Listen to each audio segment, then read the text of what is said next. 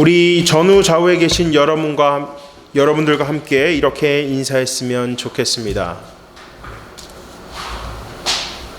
주님 중심적인 삶을 삽시다. 이렇게 인사하겠습니다. 주님 중심적인 삶을 살십시다. 고든 맥도널드 목사님이 저서한 내면 세계의 질서와 영적 성장, Ordering Your Private World라는 책을 저서했습니다. 이 책은 고든 맥도널드 목사님이 자신의 내면 세계가 무너졌던 삶을 책에서 공개함으로써 신앙인으로서 내면 세계의 질서를 세우는 것이 아주 중요함을 강조하고 있습니다. 무엇보다 목사님께서는 이 책을 통해서 오늘 이 시대에 우리에게 있어서 가장 격렬한 전쟁터 중 하나는 바로 우리의 내면이라고 말씀하고 있습니다. 특히 예수 그리스도를 그 삶의 구원자와 주님으로 모시기로 결단한 자는 마땅히 이 전쟁을 하루하루 치르며 살아야 하는 것입니다. 이 책을 보면서 우리 안에는 두 가지의 유형의 사람이 있습니다. 첫 번째는 소명받은 삶. 그리고 두 번째는 충동적인 삶입니다. 소명받은 삶이라는 것은 예수님을 위해서 오직 내 삶의 중심이 예수 그리스도임을 삶 속에 고백하면서 예수 그리스도 중심적인 인생을 사는 사람이고, 충동적인 삶이라는 것은 내 이익, 내 유익만을 추구하며 사는 자를 뜻합니다. 근데 우리가 오늘 이 본문 요한복음 12장 1절부터 8절까지의 말씀을 보시면 두 가지 유형의 사람이 명확하게 드러나는 것을 볼 수 있습니다. 마리아는 소명 중심적인 삶이었습니다. 예수 그리스도의 중심적인 삶을 사는 자였고, 가룟 유다는 충동적인 자, 자기 이익을 위해서 철저하게 계산된 자로서 사는 자임을 우리가 볼 수 있습니다. 오늘 본문 말씀은 예수님께서 유월절 엿새 전에 베다니에 찾으신 일을 다루고 있습니다. 우리가 오늘 이 본문 말씀을 이해하려면 요한복음 12장 전에 뭐가 있죠? 11장이 있죠. 11장 말씀을 살펴봐야 합니다. 11장 1절 말씀을 보시면 어떤 병자가 있으니 이는 마리아와 그 자매 마르다의 마을 베다니에 사는 나사로라. 이 마리아는 향유를 주께 붓고 머리털로 주의 발을 닦던 자요, 병든 나사로는 그의 오라비더라. 예수님께서는 많은 이적을 행하셨습니다. 우리가 사복음서를 보면 예수님께서 행하신 이적들이 너무나도 많습니다. 그리고 그 중에 있어서 그 이적들 중에 가장 큰 클라이맥스라면 바로 죽은 나사로를 살리신 것입니다. 죽은 나사로가 살아난 내용을 다루고 있는 장이 바로 요한복음 11장 말씀입니다. 나사로는 지병으로 인해서 죽었습니다. 그리고 동굴에 사흘 동안 묻혀 있었습니다. 근데 11장 43절 말씀을 보시면 예수님께서는 이렇게 부르십니다. 나사로야 나오라. 그리고 이어서 44절 말씀에서 죽은 자가 수족을 배로 동인 채로 나오는데 그 얼굴은 수건에 쌓였더라. 예수께서 이르시되 풀어놓아 다니게 하라 하시니라. 11장 4절 말씀에 오시면 예수께서 들으시고 이르시되 이 병은 죽을 병이 아니라 하나님의 영광을 위함이요 하나님의 아들이 이로 말미암아 영광을 받게 하려 함이라 하시더라. 나사로의 죽음은 죽음에서 끝난 것이 아니라 예수 그리스도로 말미암아 다시 살아나서 하나님께 영광을 돌릴 것임을 선포하고 있습니다. 그리고 이어서 11장 23절에서 24절 말씀을 보시면 예수께서 이르시되 내 오라비가 다시 살아나리라. 마르다가 이르되 마지막 날 부활 때에는 살아날 줄을 내가 아니이다. 예수께서 이르시되 나는 부활이요 생명이니 나를 믿는 자는 죽어도 살겠고 무릇 살아서 나를 믿는 자는 영원히 죽지 아니하리니. 예수님께서는 나사로를 살리실 것이라고 말씀하셨습니다. 그리고 이어서 우리에게 있어서는 가장 중요한 신앙 고백이 선포되어지고 있습니다. 부활이시고 생명 되시는 예수님을 믿을 때 비로소 우리는 영생을 취할 수 있음을 믿으시기 바랍니다.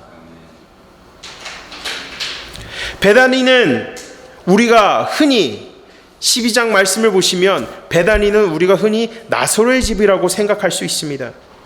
하지만 이곳은 문둥병자 시몬이 있는 곳이었습니다.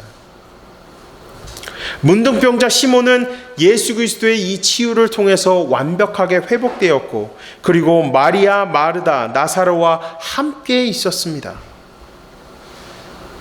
문둥병자 나사로와 시몬의 공통점은 예수 그리스도의 이적을 통해서 완벽한 치유와 회복이 일어났다는 것입니다. 그리고 이 자리에 마리아, 마르다, 시몬, 나사로가 모인 것은 한 가지의 모델을 우리에게 떠오르게 합니다. 그 모델이 어떤 것입니까? 바로 교회라는 것입니다. 예수님을 믿는 자들, 이 모임 안에서 우리가 그 말씀을 나누고 기도하며 나갈 때 공동체 안에 어떤 역사가 일어납니까? 치유와 회복의 역사가 일어나지 않습니까? 바로 그와 같았다는 것입니다. 개개인의 스토리가 있었을 겁니다. 우리가 교회에 왔을 때 처음 교회에 왔을 때 생각을 한번 생각해 보십시오. 각자 개개인만의 스토리가 있었을 것입니다. 삶에 정말 힘든 스토리, 여러 가지 스토리들이 공존했을 것입니다. 이 개개인의 스토리는 교회에 와서 함께 그 삶을 나누고 그 공동체 안에서의 주님과의 교제를 통해서 주님을 인격적으로 만남으로 말미암아 주님의 구원의 역사에 동참하는 삶으로 변화되었습니다. 오늘 본문 말씀에 나타난 마리아의 모습도 이와 같았습니다. 주님의 놀라운 그 이적을 통해서 예수님을 그 삶의 구원자 주님으로 믿은 자는 어떠한 삶을 살아야 하는지를 이 짤막한 구절 가운데서 우리에게 보여주고 있는 것입니다. 마리아의 모습은 바로 그리스도 중심적인 삶이었습니다. 자기가 가지고 있는 그 소중한 것들을 먼저 주님 앞에 올려드리는 그 삶, 그리고 그 모습은 내 모습, 내 소유는 오직 주님의 것이라고 고백하는 것입니다. 나의 모든 삶을 구원자이신 주님께 올려드린다는 것입니다. 여러분, 우리는 마리아처럼 그리스도 중심적인 삶을 살고 있습니까? 아니면은 때로는 그 신앙을 계산하며 살고 있습니까? 내 이익을 위해서 신앙생활을 하고 있습니까? 우리는 이 마리아의 모습을 통해서 다시 한번 우리의 신앙을 점검해 볼 필요가 있습니다. 예수님께서는 아무런 조건도 없이 우리를 사랑하시고 우리를 구원하셨습니다. 그러한 무조건적인 선택과 사랑 앞에서 우리는 주님께 우리의 모든 것을 올려드리고 있습니까? 정말 소명 중심적인 인생을 우리가 살고 있습니까? 아니면 충동적인 인생을 살고 있습니까? 저는 오늘 본문 말씀을 통해서 여기 있는 우리 모두가 그리스도 중심적인 삶을 살기 위해서 결단하는 시간이 되기를 주님의 이름으로 간절히 축원합니다. 그리스도 중심적인 삶을 사는 데 있어서 필요한 세 가지를 여러분과 함께 살펴보길 원합니다. 첫 번째, 나의 모든 것을 올려드릴 수 있어야 합니다. 본문 3절 말씀을 읽겠습니다. 마리아는 지극히 비싼 향품을 붓고 순전한 나드 한 근을 가져다가 예수의 발에 붓고 자기 머리털로 그의 발을 닦으니 향유 냄새가 집에 가득하더라. 아멘. 이 요한복음 12장 말씀이 마태복음 26장과 마가복음 14장 말씀과 동일한 주제를 다루고 있습니다. 근데 마태복음과 마가복음에서는 예수님께 향유를 부은 사람이 누군지는 정확하게 기록하고 있지 않습니다. 하인 여인이라고만 기록하고 있습니다. 그리고 베다니는 문둥병자인 시몬의 집이었음을 기록하고 있습니다. 근데 공통적으로 기록한 것은 이 향유가 값비싼 것이었다는 것입니다. 여러분, 이 마리아는 마르다와 달리 예수님께서 오시면 늘 항상 예수님의 말씀을 가까이서 들었습니다. 물론 마르다도 정말 예수님을 사모하고 예수님께 최고의 것을 대접하기 위해서 헌신했지만, 가장 중요한 건 마리아는 예수님께서 오셨을 때 늘 그 자리에 가까이 계셨다는 것입니다. 그리고 베다니에 예수님께서 오셨을 때 주님 근처에 앉아서 자신이 가지고 있던 이 나드 향유를 예수님의 발에 붓고 자기 머리털로 예수님의 발을 닦았습니다. 여러분, 이 향유는 어마어마한 비용에 달하는 것입니다. 어느 정도였냐면 300일 동안 열심히 일해서 벌은 돈을 쓰지도 않고 그대로 모아서 구입할 수 있을 정도의 값어치였습니다. 오늘날 연봉으로 따지면 한 3천만 원 정도 되는 것입니다. 수천만 원 정도 되는 이 향유를 예수님께 부은 것입니다. 이 값비싼 향유를 마리아가 예수님께 올려드렸다는 것은 자신의 모든 삶을 주님께 올려드렸다는 것이고, 자기가 가지고 있는 소유가 내 것이 아니라 주님 것임을 고백하는 것입니다. 주님께서 우리를 아낌없이 사랑하사 우리를 위해서 당신의 생명을 내어주신 것처럼 우리도 우리의 모든 삶을 주님께 올려드릴 수 있어야 한다는 것입니다. 저는 며칠 전에 아내와 함께 3일 금식을 했습니다. 어떻게 보면 참 저는 부끄러운 얘기일 수도 있겠지만 처음으로 3일 금식을 했습니다. 정말 권사님들도 그렇고 목사님들도 그렇고 3일 금식을 자주 하시는 분들도 계신 분들에 비하면 저는 좀 부끄럽습니다. 근데 3일 금식을 하면서 우리 모두가 공통적으로 경험하는 것이 있다면, 주님께서 붙잡아 주시지 않는다면 할 수 없다는 것입니다. 이 3일간의 금식 가운데서 주님께서 우리를 붙잡아 주시는 것도 주님의 은혜를 경험하는 것입니다. 저는 3일간의 금식을 하면서 주님께 이렇게 고백했습니다. 주님, 너무나도 부족합니다. 주님께서 나의 죄를 위해서 십자가에서 못 박히신 그 고통에 비하면 아무것도 아니지만, 그럼에도 주님, 내 이 삶을 주님께 올려드리오니 이 금식을 받아주시옵소서. 주님의 뜻을 알고 주님 뜻대로 살기 위한 이 간절함을 주님 앞에 올려드렸습니다. 이것이 주님 앞에서는 되게 조금할 수 있어요. 하지만 이러한 간절함이 우리에게 있어야 된다는 것입니다. 우리가 지금도 주님의 뜻을 구하고 있지만 가장 중요한 것은 이와 같은 간절함이 우리에게 단지 이 3일 만의 금식뿐만이 아니라 살아 숨쉬는 모든 순간 이 간절함을 갖고 주님 앞에 우리 모든 것을 내어드릴 수 있어야 한다는 것입니다. 마리아는 이벤트적으로 한 것이 아니에요. 예수님의 역사심을 보고, 예수님이 내 삶의 구원자이시고 주님이심을 보고 확신하고 주님 앞에 모든 것을 올려드렸습니다. 마리아도 예수님께 이 향유를 올려드렸다는 것은 자신의 오라버니를 살리신 주님께 대한 감사, 자신의 기도와 간구를 들으시는 주님께 대한 감사를 올려드렸습니다. 예수 그리스도의 영광을 위해서 철저히 희생과 섬김이 있어야 합니다. 예배와 섬김의 자리는 분리되는 것이 아닙니다. 내 모든 것을 주님께 올려드리는 것이 예배라면, 주님께서 우리에게 구원을 주시기 위해서 철저히 자기를 낮추시고 비우셨던 것처럼 우리도 한 영혼이 주님께로 돌아오기 위해서 기꺼이 우리를 낮추고 우리를 비우고 그 영혼들을 섬길 수 있어야 합니다.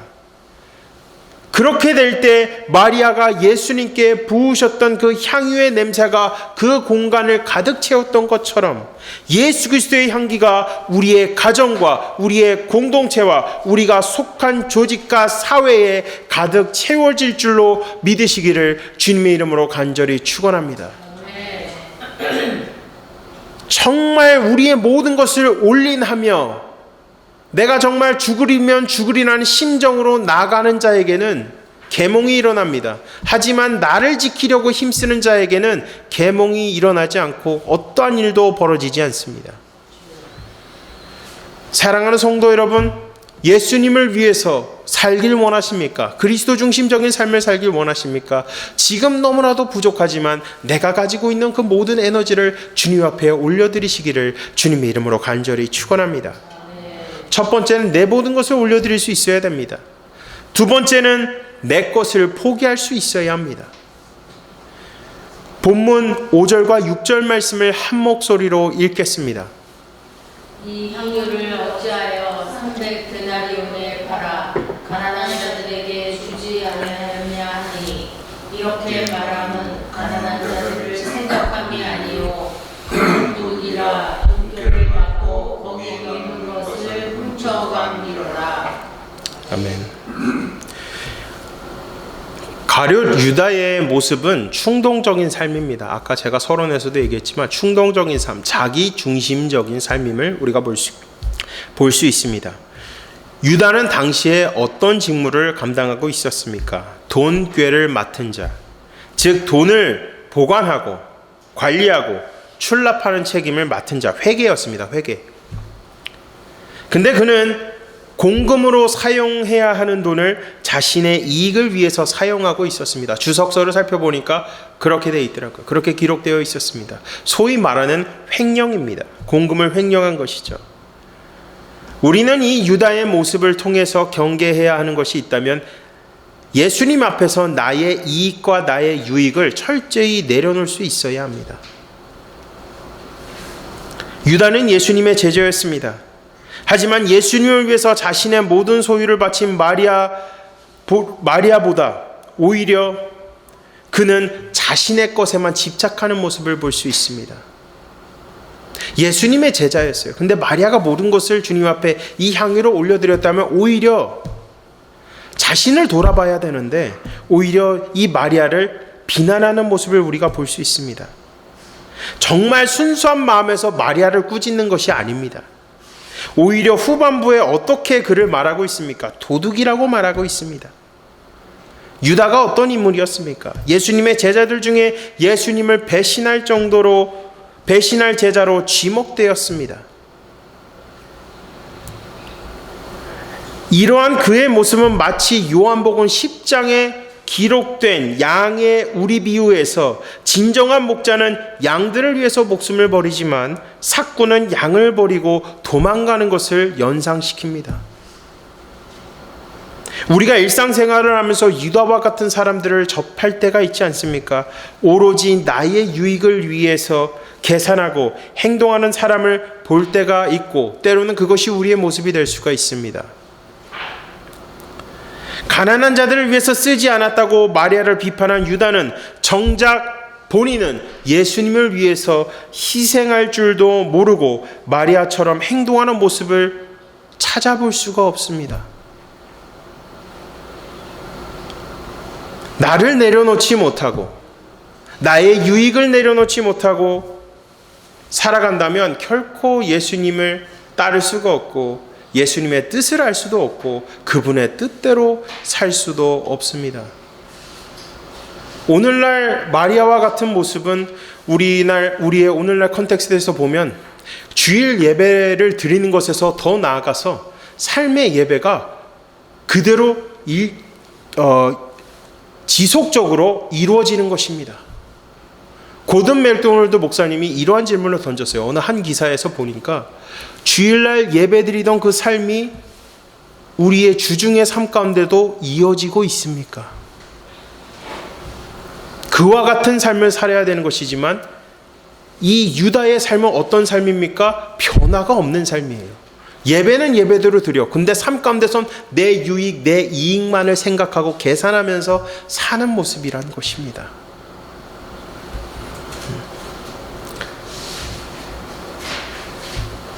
야고보서 4장 8절은 말씀합니다. 하나님을 가까이 하라. 그리하면 너희를 가까이 하시리라. 죄인들아 손을 깨끗이 하라. 두 마음을 품은 자들아 마음을 성결하게 하라. 예수님께서 말씀하는 것이 두 마음을 품은 자들 마음을 성결하게 하라고 말씀하고 있습니다.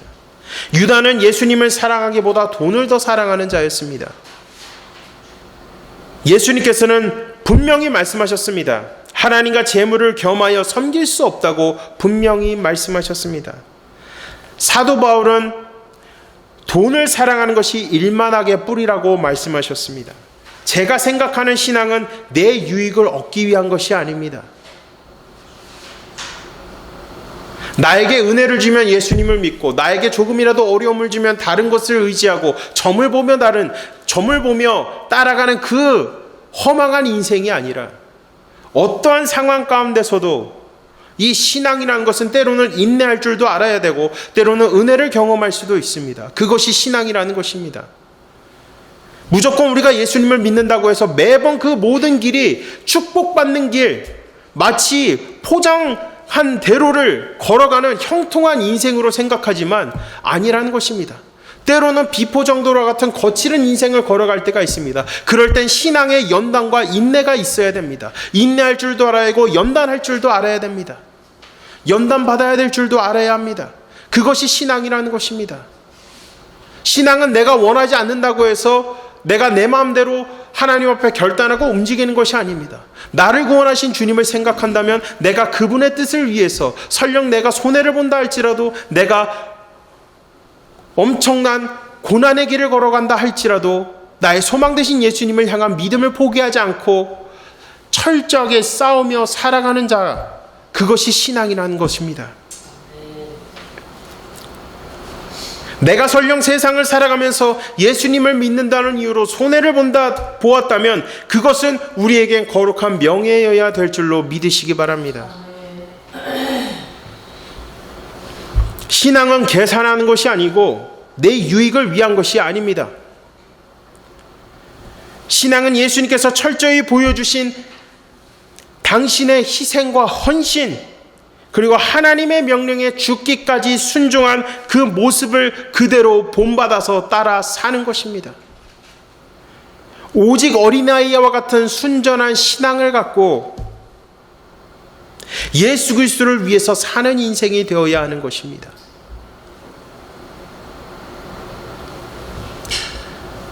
사랑하는 성도 여러분, 내 유익이 아닌 예수 그리스도의 유익을 위해서 사시기를 주님의 이름으로 간절히 축원합니다.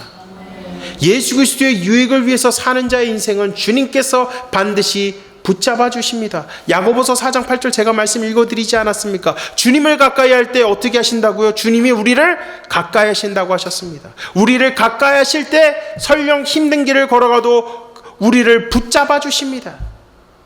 은혜의 길을 걸어가도 그 길을 형통하게 여십니다. 어떤 목적과 목표와 방향을 위해서 살아가겠습니까, 여러분? 예수님을 믿었다면 내 유익을 쫓지 마십시오. 그리스도의 유익을 위해서 살아가시기 바랍니다. You only live once.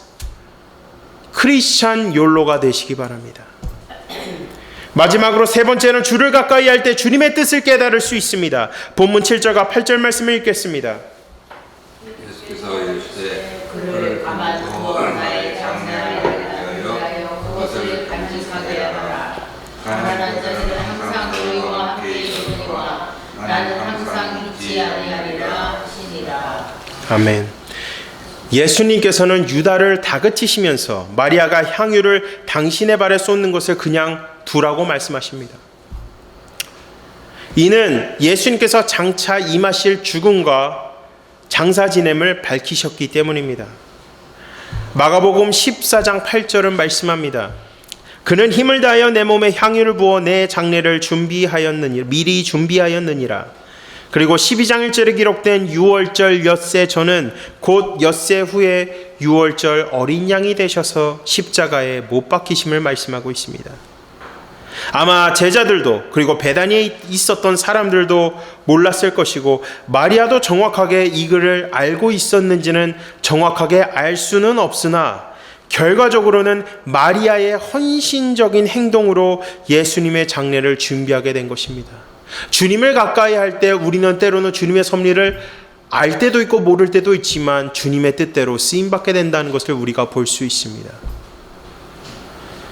또한 이어서 8절 말씀 보시면 예수님께서는 가룟 유다를 향해서 실제적으로 가난한 자들에 대한 관심이 분명히 있었다면 이들을 도울 기회가 있었다고 예수님께서 말씀하고 있는 것을 우리가 암시해 볼 수 있습니다. 가룟 유다의 희생과 헌신과 섬김이 없는 모습은 예수님의 뜻을 알 수도 없고 그 뜻을 이룰 수는 없지만 마리아처럼 주님 말씀을 듣기 위해서 가까이 앉고 주님 앞에 자기가 가지고 있는 모든 것을 올려드리며 헌신하고 희생하는 자들은 하나님 나라 확장에 있어서 아주 강력한 기반이 되는 것임을 우리에게 말씀하고 있는 것입니다.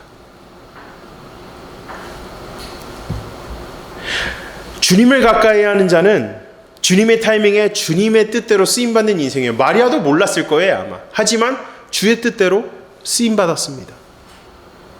열매가 있는 인생입니다. 하지만 겉으로 주님을 가까이 하면서도 속은 세상을 따라가며 어떠한 희생과 섬김도 없이 하는 신앙생활은 열매가 없고 삶의 변화도 없습니다. 그냥 신앙이 척척척 죽어져 가는 것입니다. 이제 다음 주면 종려주일, 그리고 그 다음 주간은 고난주간, 그리고 2주 후는 부활절을 맞이합니다. 우리 예수님께서는 철저히 자기를 비우시고 낮아지심으로 우리의 죄를 위해서 십자가에서 죽으시고 부활하셨습니다. 사랑하는 성도 여러분, 우리는 어떠한 삶을 살아야 되겠습니까?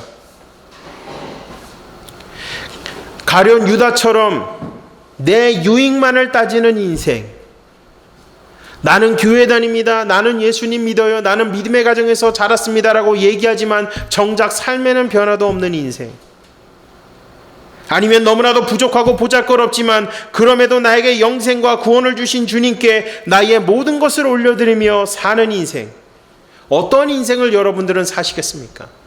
저는 우리 성도 여러분께서 마리아처럼 주를 위해서 희생하고 섬기며 헌신하며 살아가는 주님의 귀하고 거룩한 백성, 그리고 주의 뜻대로 쓰임받으며 나아가는 귀하고 거룩한 인생이 되시기를 주님의 이름으로 간절히 축원합니다.